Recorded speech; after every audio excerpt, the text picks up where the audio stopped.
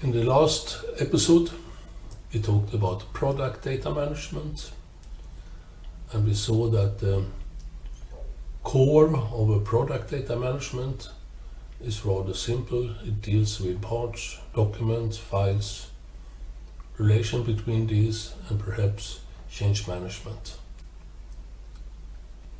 But the real product lifecycle is much longer, and that's what needs to be supported if you're going to have a product supporting product lifecycle management, or if you have an architecture supporting product lifecycle management with many different tools included. This is one way to look at the product lifecycle management. It's a famous picture from Ellen MacArthur called the butterfly diagram. It has two sides. The left one is about material recycling, and the right one is about idea or product recycling.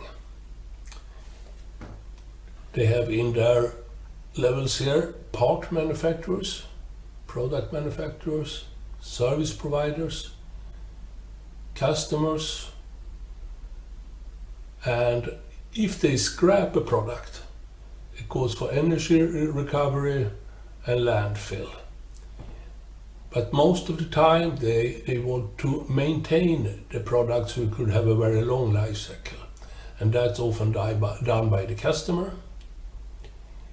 You can have it out on the second-hand market.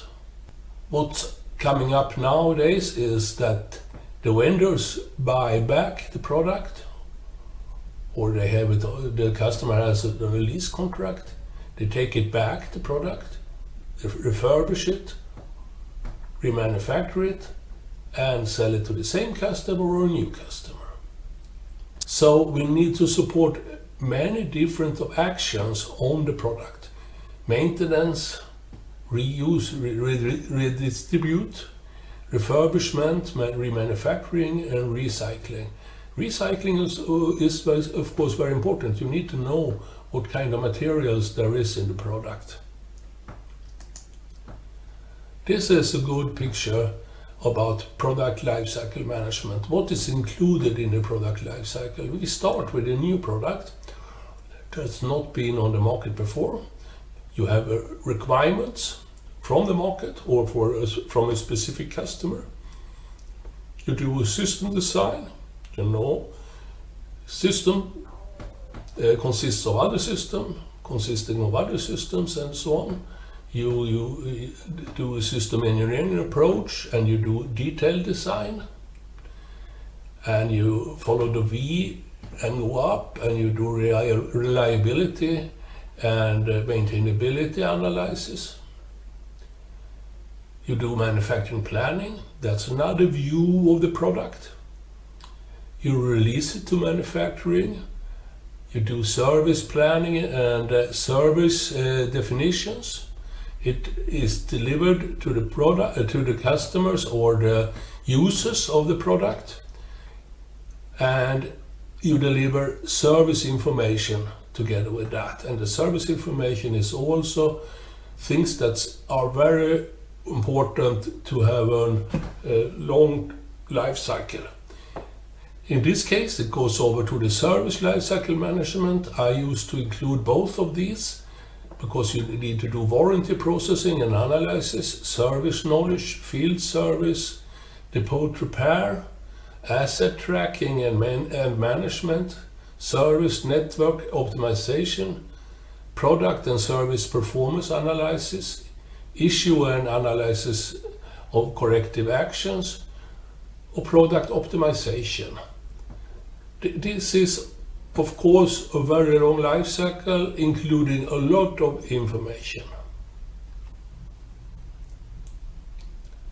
If you remember this, very narrow and not many objects, classes in the information model, and there is a standard supporting this kind of life cycle.